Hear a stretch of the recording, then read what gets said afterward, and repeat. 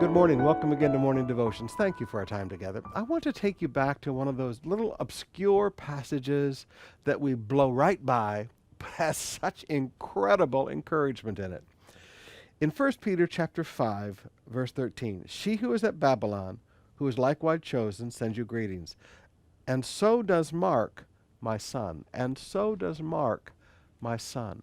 Mark was the son in the faith to the Apostle Peter. Just like Timothy and Titus were sons in the faith to Paul, Mark was a son in the faith to Peter.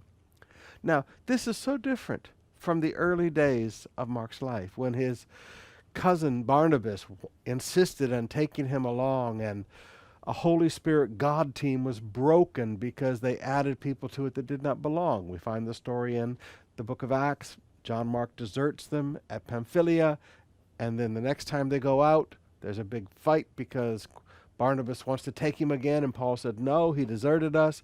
And a Holy Spirit team, a team that the Holy Spirit put together, is broken because people were added to the team that didn't belong. And John Mark, well, he probably wandered around a lot until he finally decided to stop doing what relatives wanted him to do and finally found his assignment. His assignment, the thing that God had assigned to him to do in life, was to be a son in the faith to the Apostle Peter.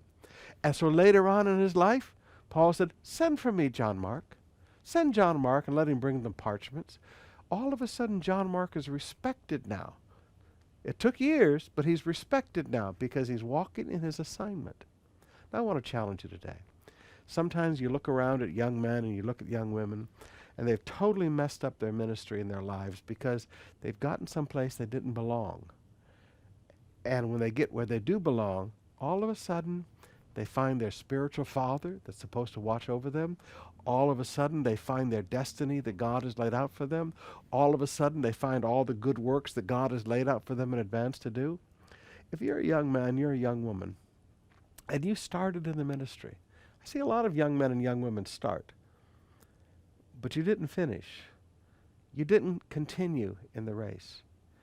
If God can pick up Mark and still use him, God can pick up you and still use you.